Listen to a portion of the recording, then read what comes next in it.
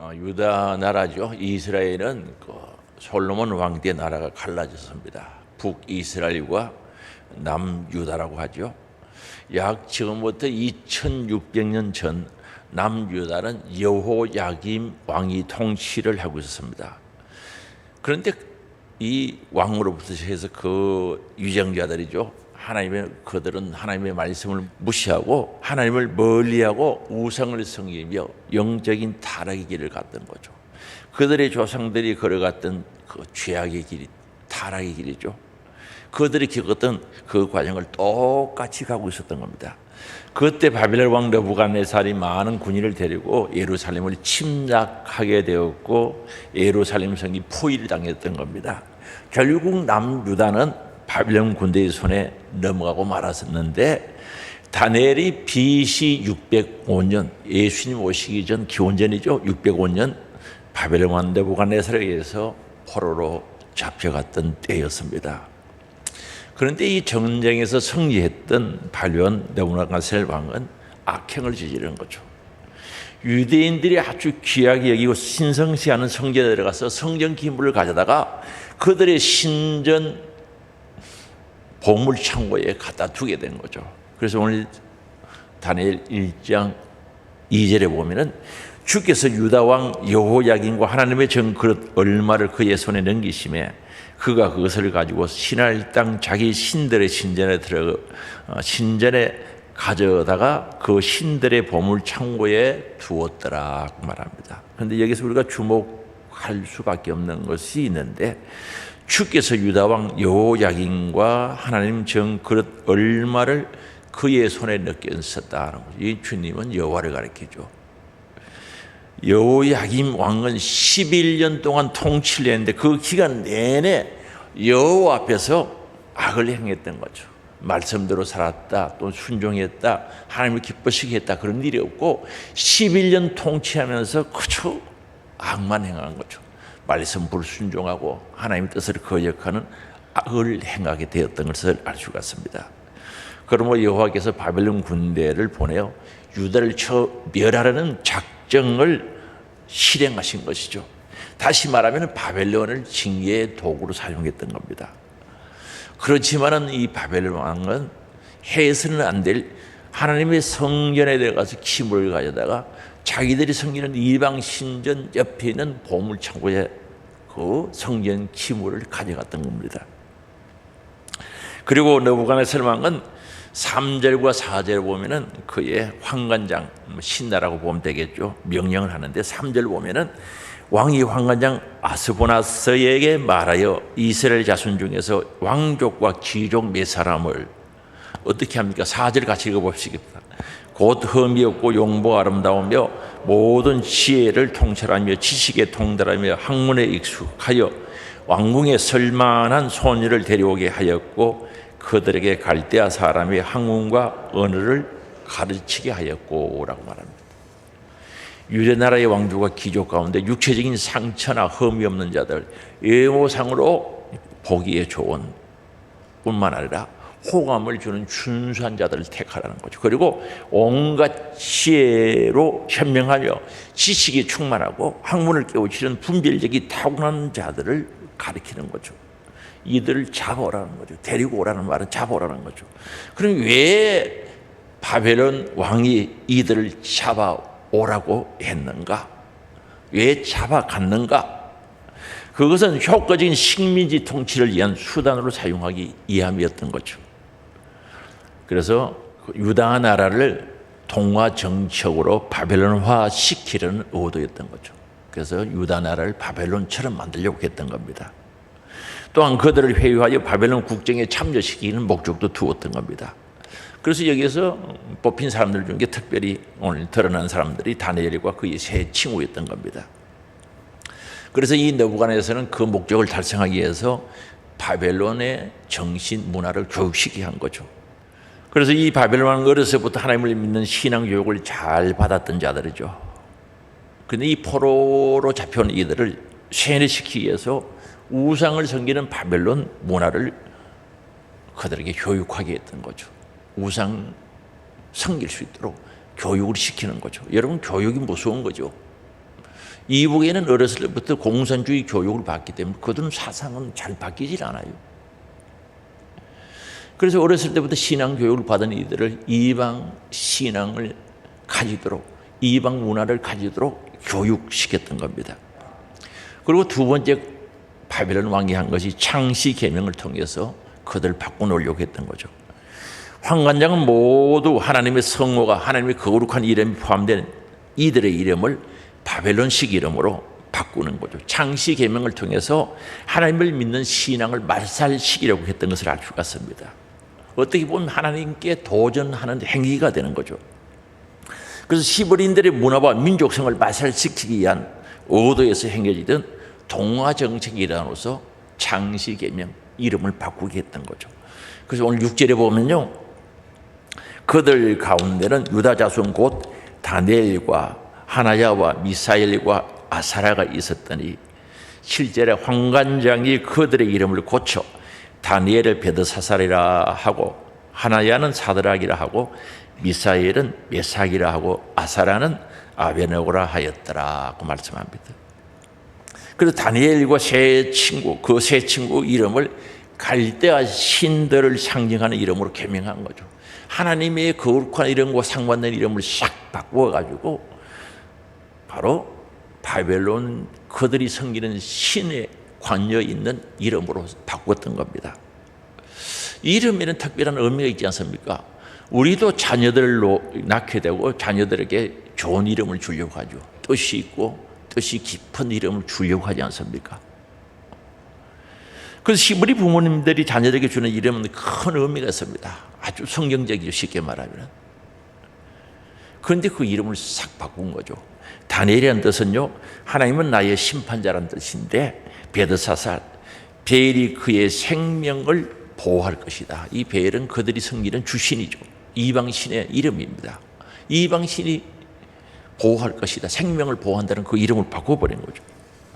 그리고 하나야는요, 여호와는 은혜로우시다는 뜻인데 사드락으로 바꿨습니다. 월신, 달신, 하늘에 있는 달신을 경배하는 자라는 뜻이죠.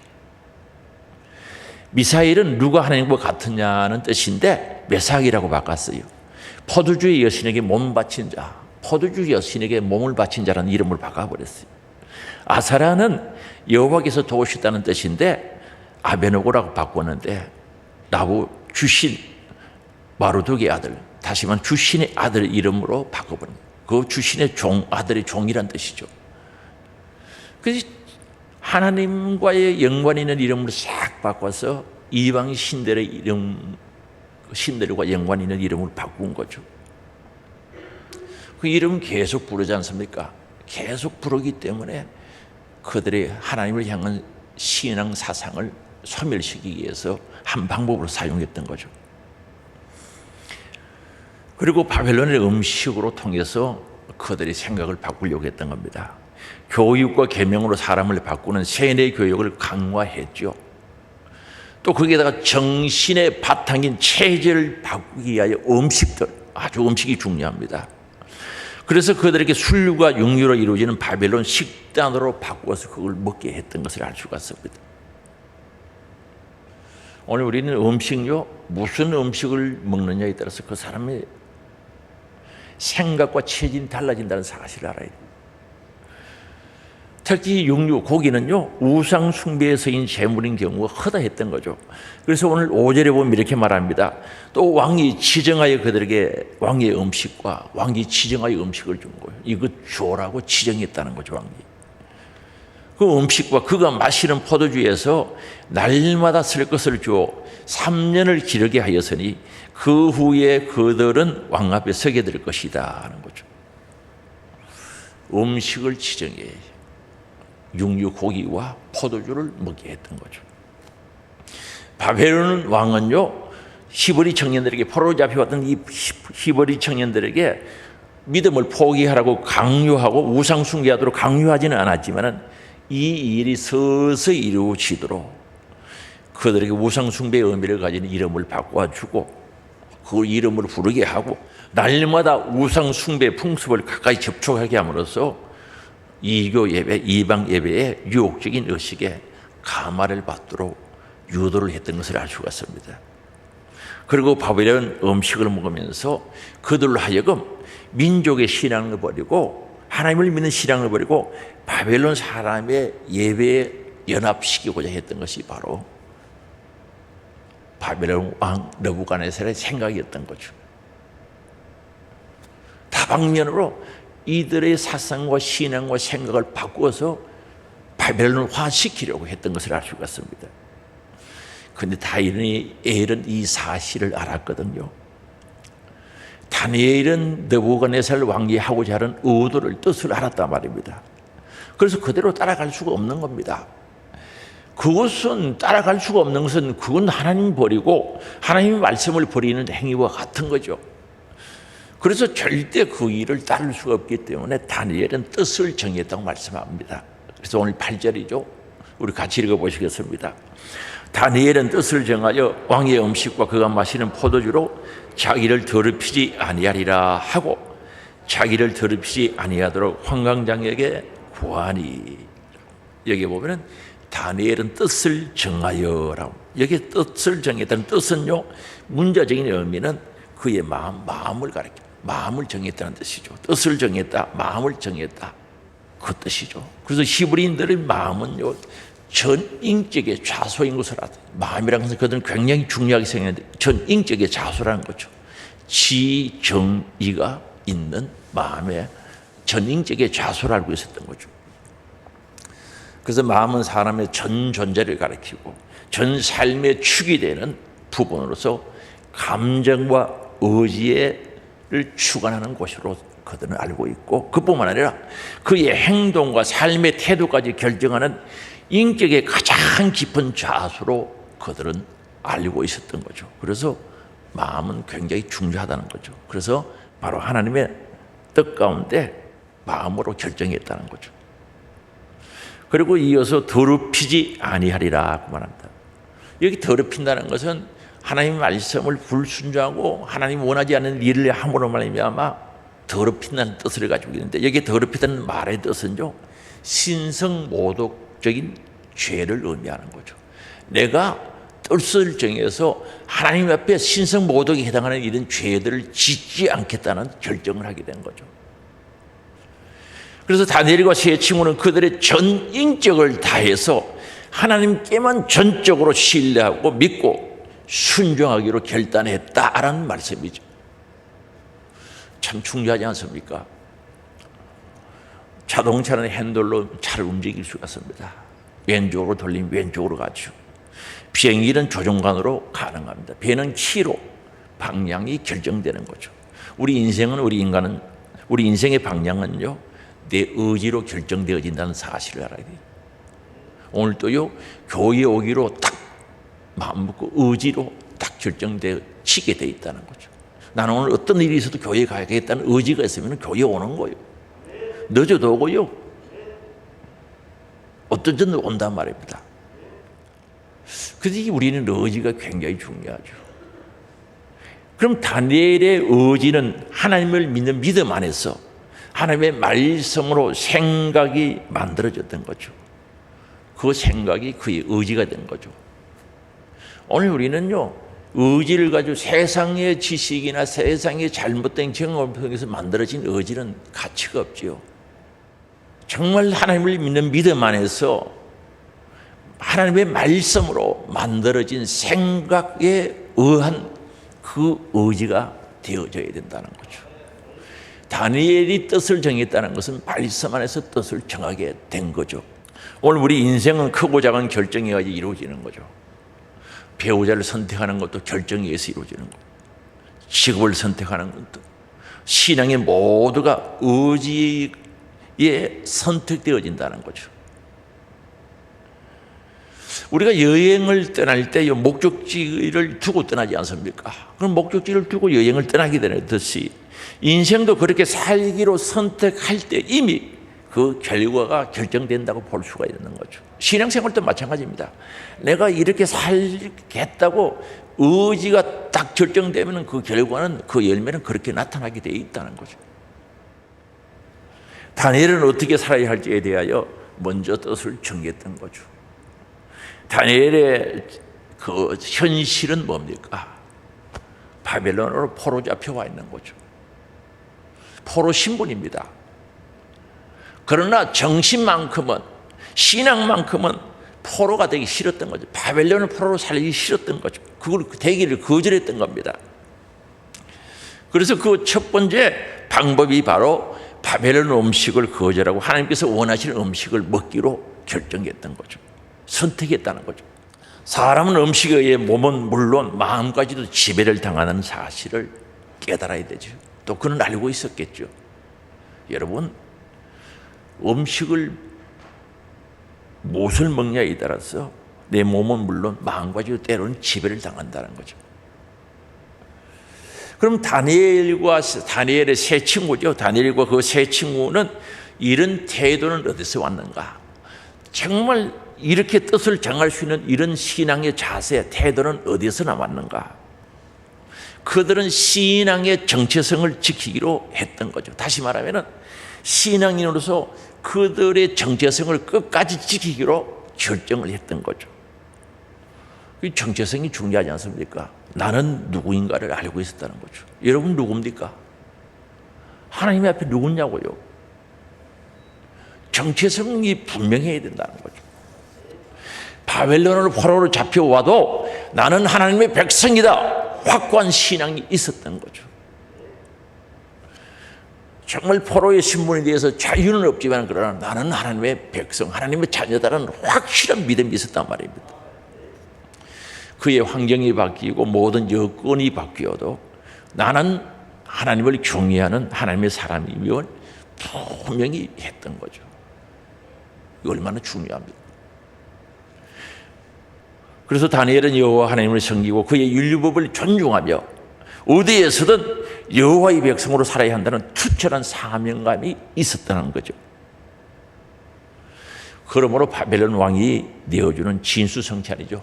고기, 포도주, 진수성찬 먹어서는 안 될 음식으로 판단하고 그것을 먹지 않겠다는 굳은 결심을 하게 된 거죠. 그래서 뜻을 정하여라고 말합니다. 그의 마음을 굳게 정했다는 것은 뜻을 정했다는 이 말씀 속에는 가만히 들여다보면 상당히 뜻을 결정할 때까지 갈등이 있었음을 알 수 있거든요.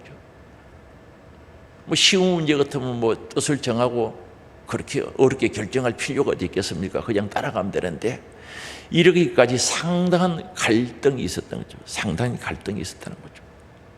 그런 바벨론 왕궁에서 교육을 받는 자 아닙니까? 포로로 잡혀와서 포로의 신분으로 바벨론 왕궁에서 살면서 그 교육을 받는 자로 마땅히 그곳의 법률과 규례를 따라야 하는 것이 당연했습니다. 그러나 그 모든 과정을 맹목적으로 추용한다면 그는 결국 하나님과 언약의 백성으로서 정체성을 망가할 수밖에 없었던 거죠. 그래서 이게 갈등이 있지 않겠습니까? 자기의 현실은 뭡니까? 바벨론의 포로로 잡혀왔고 왕궁에 살면서 왕이 지시하는 교육을 받으면서 왕이 지시하는 음식을 먹어야 되는 그 법을 지켜야 하는 현실이죠. 그러나 그는 하나님과 언약에 의해서 맺어진 하나님의 백성이죠. 그 정체성, 하나님의 사람으로서 정체성을 망각해버리면 안 되겠다는 거죠. 그래서 여호와의 율법에 어긋나는 삶을 살 수밖에 없는데 그걸 따라갈 수 없다는 거죠. 그래서 그는 뜻을 정할 수밖에 없었던 사실을 알 수가 있습니다.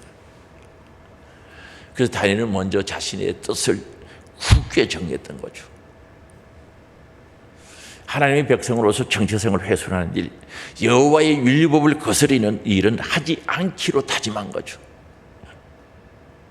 신앙을 버리고 타협하여 바벨론 규례와 규칙을 따르지 않겠다는 거죠. 거부했다는 거죠. 이 일은요, 어려움과 시련과 풍파가 따를 수밖에 없는 고난의 길인데도 신앙을 굳게 지켜 여호와의 신실한 백성으로 사는 편을 택했던 것을 알 수가 있습니다. 다시 말씀드리면 하나님을 믿는 자로서 하나님과 약속한 자로서 정체성이 분명했다는 거죠. 성경에 보면은 모든 믿음의 사람들이 정체성이 분명했던 사람이에요. 오늘날도요, 신앙생활을 하나님 보시기에 아름답게 제대로 하는 사람은 신앙의 정체성이 분명히 있는 사람들이죠. 요나서를 보면은 요나서 내용이 극적이죠. 그러나 그게 하나님의 뜻과 섭리를 발견할 수 있는데, 요나가 하나님께서 가라고 하는데 가지 않지요. 너 니느웨에 가서 복음 전해라고 하니까 다시스로 도망가는 거죠. 이 바다에 배 타고 가다가 풍랑이 일어나가지고 배 밑바닥에서 들어가 자다는데 사공들에게 붙잡힌 거예요. 너 누구냐고 물어보는, 너 정체성이 뭐냐고 물어보죠. 요나서 1장 8절이죠. 무리가 그에게 이르되 청하건대 이 재앙이 누구 때문에 우리에게 임하였는가 말하라. 네 성읍이 무엇이며 너가 어디서 왔으며 네 나라가 어디며 어느 민족에 속하였냐 하니, 이 말은 너 정체성이 뭐냐는 거죠. 도대체 너 누구냐는 거죠. 그러니까 9절이죠. 우리 같이 읽어보겠습니다. 그가 대답하되 나는 히브리 사람이요 바다와 육지를 지으신 하늘의 하나님 여호와를 경외하는 자로라 하고. 보세요. 요나는 말씀 거역하고 불순종하고 도망갑니다. 도망가다가 풍랑을 인해서 위기를 당하게 되죠. 그래서 이 이방인들이 당신 정체성이 뭡니까? 당신이 누굽니까? 물었을 때 확실하게 이야기하죠. 나는 히브리 사람이라는 거죠. 히브리는 말은 강 건너왔다는 뜻인데, 긍지를 가진 히브리 사람이요 바다와 육지를 창조하신 지으신 하늘 하나님 여호와를 경외하는 자라고 분명히 말씀하거든요. 보통 사람 같으면 감추지 않았겠어요?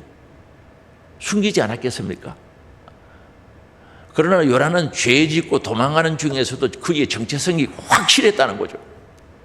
나는 히브리 사람이고 창조주 하나님을 믿는 믿음의 사람, 하나님을 경외하는 사람이라고 분명히 밝히죠.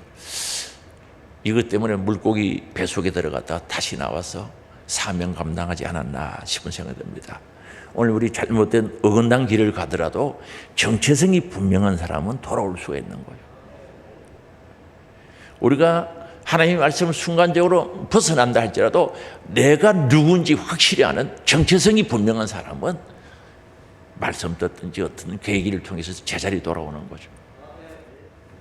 참 중요하지 않습니까? 사도 바울은 디모데에게 분명한 정체성을 심어줬거든요. 사도 바울은 디모데에게 주의 일을 할 수 있도록, 사명을 감당할 수 있도록 정체성을 분명히 심어줬는데, 디모데전서 6장 10절이죠. 오직 너 하나님의 사람아, 오직 너 하나님의 사람아, 이것들을 피하고 의와 경건과 믿음과 사랑과 인내와 온유를 따르라는 거죠. 너는 하나님의 사람이야.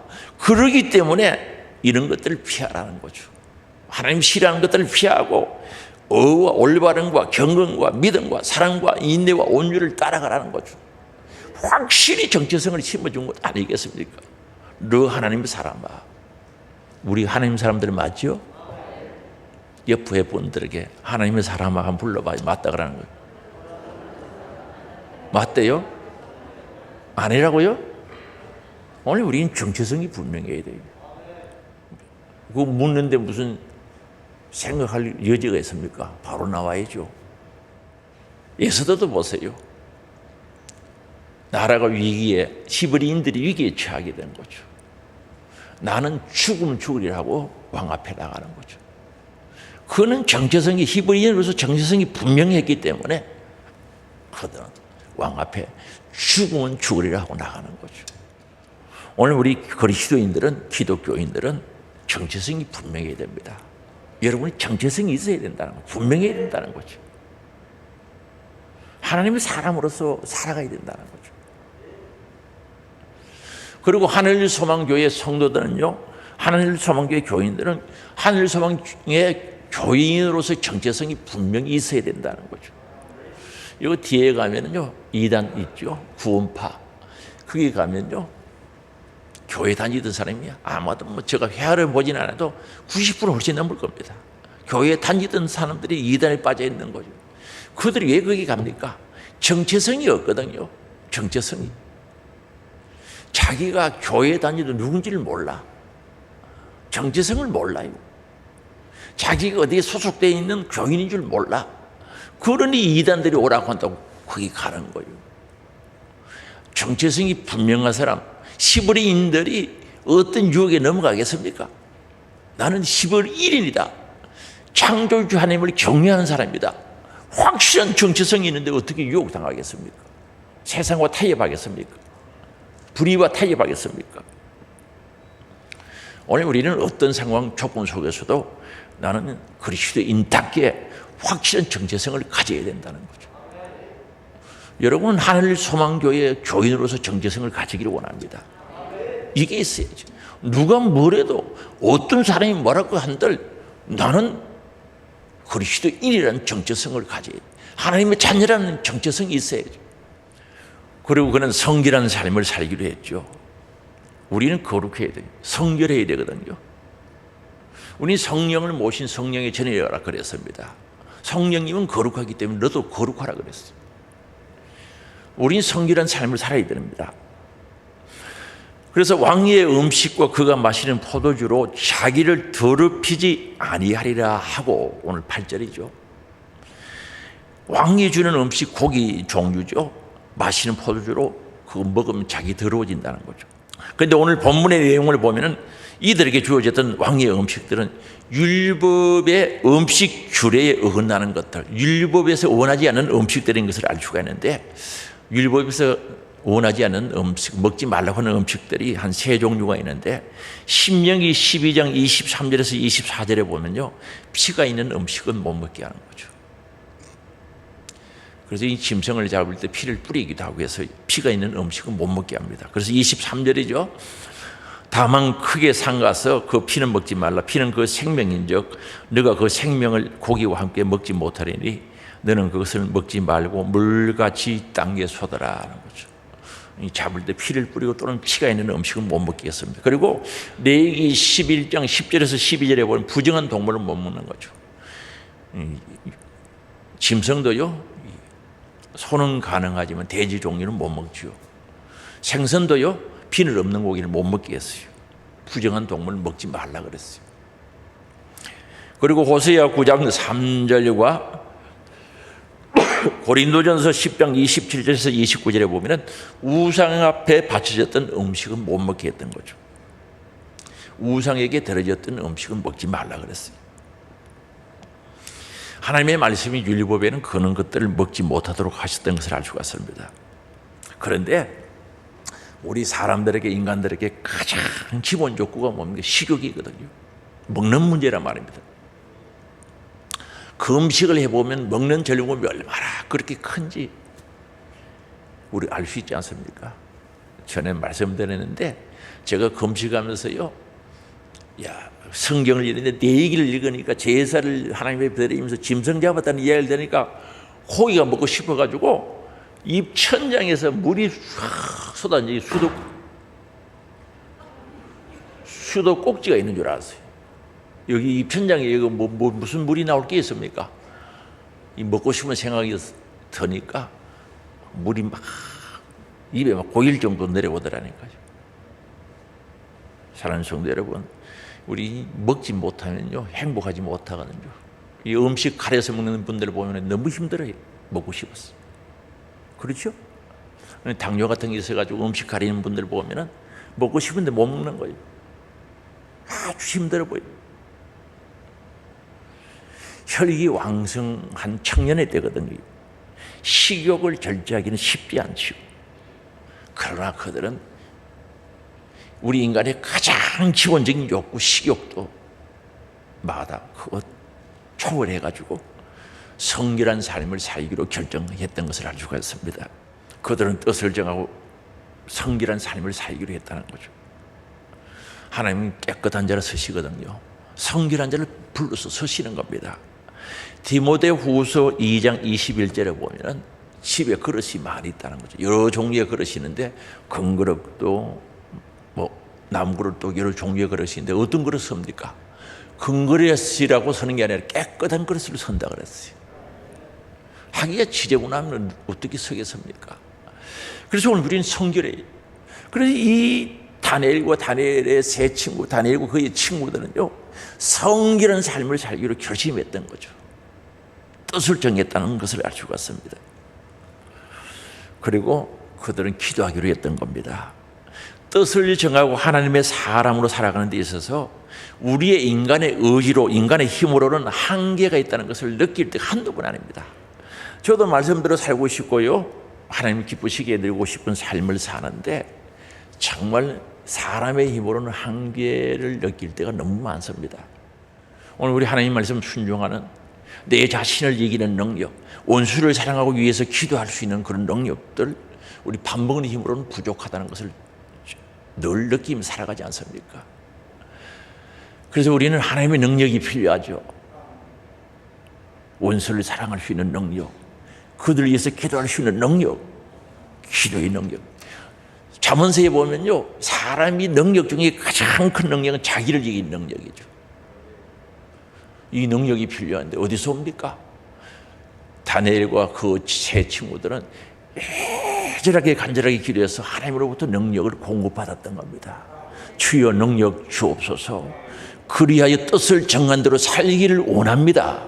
마음에 결정한 대로 실행하기를 원합니다. 순종하기를 원합니다. 먹고 싶은 식욕도 참을 수 있는 능력을 주시옵소서. 이길 능력을 달라고 애절하게 기도했던 겁니다. 그리고 이 다니엘과 그 세 친구는요, 하나님의 절대 주권을 믿었던 자들이죠. 다니엘의 세 친구 사드락 메삭 아벤네고죠. 그들은요, 우상 숭배하지 않다, 우상 앞에 절하지 않다가 불부부 가운데 던져졌죠. 들어가기 전에 한 얘기 기억나십니까? 하나님이 거기에 들어가지 않도록 해주실 것이다. 들어가도 하나님께서 건져주실 것이다. 세 번째, 그러나 건져주지 아니한다 할지라도 우리는 하나님을 버릴 수 없다. 그리 아니하실지라도, 건져주지 아니하실지라도 우리는 하나님을 버릴 수가 없습니다. 다시 말하면 불부에 들어가서 죽는 일이 있어도 나는 하나님을 버릴 수 없고 그 하나님을 부인할 수 없다는 거죠. 확실하게 하나님의 주권을 인정하는 믿음을 가졌던 거죠. 다니엘도요, 사자굴 속에 들어간 줄 알았어요. 들어갔어요. 그런 가운데서도 절대 하나님의 주권을 인정하고 하나님을 믿었던 사람들이죠. 이런 믿음 있는 사람은 하나님께 기도하게 되어 있습니다. 하나님은 창조주요, 절대 주권이 하나님 손에 있다는 사실이 믿어지는 사람은 기도하지 않고 어떻게 삽니까? 기도는 우리 인간들에게, 믿는 자들에게 주신 특권이고 사명인데, 그래서 다니엘과 그 친구들은 기도했던 사람들이죠. 한번 보세요. 포로 생활 해봐 자유가 있습니까? 포로 생활 하다 보면은 지치기도 하고 소망을 잃어버리죠. 희망을 잃어버리고 좌절하기가 쉽습니다. 그러다 보면 신앙 생활이 희미해지기 쉬운데 그들은 그렇지 않았던 거죠. 변하지 않았습니다. 왜? 기도에서 하나님으로부터 힘을 공급받고 기도에서 하나님과 교제교통이 이루어졌기 때문에 그들의 삶은 변하지 않았다는 거죠. 다시 말하면 뜻을 정하고 뜻을 실행할 수 있는 능력을 공급받았던 사실을 알 수가 있습니다. 그들이 섬기는 신외에 절약이나 기도를 하면 사자굴에 집어넣는다고 그랬어요. 다니엘은 그 사실을 알고 있었습니다. 그러면서 기도했거든요. 다니엘서 6장 10절입니다.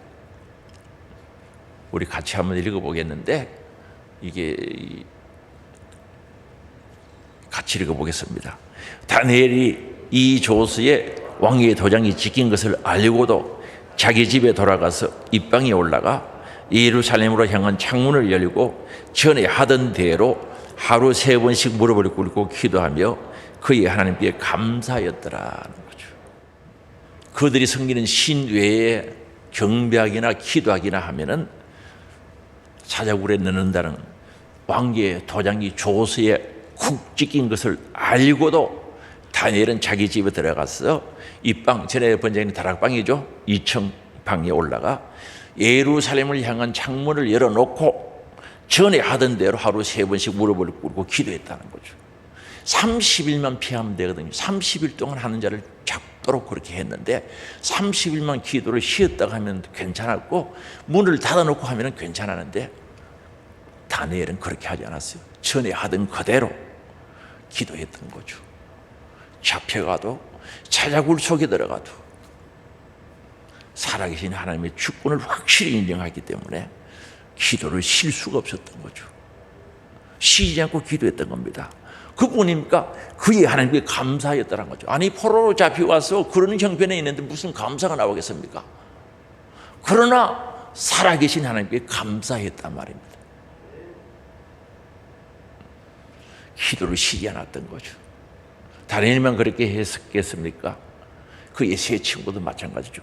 기도를 쉬지 않았던 거죠. 뜻을 정하고 정말 음식으로 자기들을 더럽히지 아니하고, 가장 기본 욕구죠. 식욕 더럽히지 아니하고, 그 일들을 위해서 그들은 쉼 없이 끊임없이 기도를 쉬지 않고 기도했던 모습을 여기서 볼 수가 있는 겁니다. 오늘 우리도 기도하기를 원합니다. 기도는 하나님께서 우리에게 주신 특권이죠. 여러분, 원숭이 사람 흉내 잘한다고 기도하라고 그랬습니까? 오직 기도는 하나님의 형상과 모양대로 지음받는 우리 인간에게 주신 특권인 줄 믿을 수 있기 바랍니다. 영을 가진 우리 사람들에게 하나님께서 기도하게 하신 거죠. 특권이에요, 특권. 또 사명이기도 하죠. 쉬지 않는 기도, 항상 기도, 늘 깨어 기도하는 기도의 삶이 될 수 있기를 바랍니다. 그리고 다니엘과 그의 세 친구는 뜻을 정한 대로 살았다는 거죠. 마음에 결정한 대로 순종하고 마음에 결정한 대로 행동을 옮겼다는 거죠. 뜻을 정하고 마음에 결정하고 삶이 따르지 않는, 순종하지 않는 그 삶은 무슨 유익이 있겠습니까? 하루에 수십 번 마음을 정했어요. 실행을 하지 않아요. 무슨 유익이 있겠냐는 거죠. 예를 들어서 우리 학생들이 공부하겠다고 결정을 했어요. 뜻을 정했어요. 그럼 공부를 해야 되는데 안 하면 무슨 유익이 있느냐는 거죠. 오늘 우리 신앙생활도 마찬가지죠. 아무리 뜻을 정하고 마음을 결정해도 실행이 따르지 않으면, 행동이 따르지 않으면 무슨 의미가 있느냐는 거죠. 그러나 다니엘과 그 세 친구는요, 뜻을 정한 대로 살았단 말입니다. 순종했단 말입니다. 그대로 실행했다는 뜻이죠. 그래서 그들에게 무한한 유익, 열매가 있었던 사실을 알 수가 있는데, 그들은 열흘 동안 채식만 하는 거죠. 해보자는 거죠. 채식만 해도 그들보단 좋아질 것을 그들은 믿고, 환관장에게 이야기해서 열흘 동안 그들은 채식만 하고 다른 이들은 고기 먹고 포도주 마시고 했던 거죠. 그런데 열흘이 딱 지났어요. 15절이죠. 오늘 보면 15절 같이 읽어봅니다. 열흘 후에 그들의 얼굴이 더욱 아름답고 살이 더욱 윤택하여 왕의 음식을 먹는 다른 소녀들보다 더 좋아 보인지라. 누구의 은혜입니까? 누구의 은혜입니까? 하나님의 은혜죠. 하나님 살아계시죠. 하나님의 은혜가 이들에게 임한 거죠. 그뿐입니까? 17절 또 읽어보시겠습니다. 17절 시작. 하나님이 이 네 소녀에게 학문을 주시고 모든 서적을 깨닫게 하시고 지혜를 주셨으니 다니엘은 또 모든 환상과 꿈을 깨달아 알더라는 거죠. 이 네 소녀에 학문을 주셨다는 거죠. 학문, 공부 잘하는 거, 모든 서적을 깨닫게 했다는 거죠. 지혜를 주셨으니, 여러분 자녀들 이거 줬으면 좋겠죠. 솔직히 해야지 뭐. 이게 주셨. 그리고 다니엘에게는 모든 환상과 꿈을 깨달아 알더라는 영적인 은혜도 주신 거죠. 신령한 성령의 은사죠. 환상도 꿈도 깨닫는 영적인 일을 아는 사람이 되었던 거죠. 하나님께서 이들에게 덤으로 주신 거죠.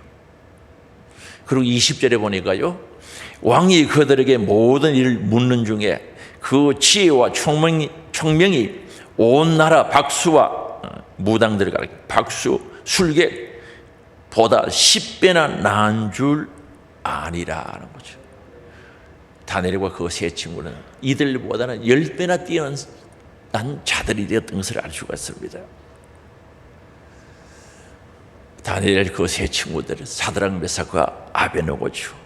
그들은 풀무불 가운데 들어가도, 사자굴 속에 들어가도 그의 뜻은 변하지 않았습니다.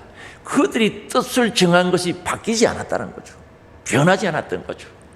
그대로 실행했다는 거죠. 뜻을 정한 대로 살았다는 거죠. 얼마나 아름다운 삶을 살아갔습니까? 사랑하는 성도 여러분, 우리 하늘 소망 가족들이요, 뜻을 정하고 뜻대로 살기를 원합니다. 마음에 결정했으면 그 결정한 대로 살아가야 되겠죠. 그래서 우리의 소원이 있습니다. 정말 하나님을 믿는 믿음 안에서 하나님의 말씀으로 우리의 생각이 만들어진 그 생각이 바로 하나님 앞에 마음을 결정하는 은혜가 있어야 되겠죠. 뜻을 정해야 된다는 거죠. 말씀이 우리의 생각이 되고 그 생각이 우리의 의지, 뜻을 정해야 된다. 그 생각으로. 그래서 기도하겠습니다. 전도하겠습니다. 말씀에 순종하겠습니다. 하나님께 쓰임받기를 원합니다. 뜻을 정해서 그대로 실행해야 되는 거예요. 순종하는 뜻 정한 대로 살아가는 믿음이 우리들에게 있어야 되지 않겠냐는 거죠. 그렇게 되어지기를 원합니다. 주님은 그걸 원하시고 계시는데 그런 신앙 고백은 내가 나이가 많아서 또는 내가 어려서 나는 예수 믿은 지가 얼마 되지 않았어. 그건 아니죠. 연세가 200세가 되건 어린 나이든 예수 믿은 지가 처음이든 수십 년 믿었든 상관없는 거죠. 오늘 다니엘처럼 그 세 친구처럼 뜻을 정하는 우리들이 되기를 원합니다. 한번 2023년도가 이제 1월 마지막 주가 아닌데 한번 뜻을 정해가지고 그 뜻을 실행해서 풍성한 열매를 하나님께 올려드리는 우리의 삶이 될 수 있기를 주의 이름으로 축복합니다.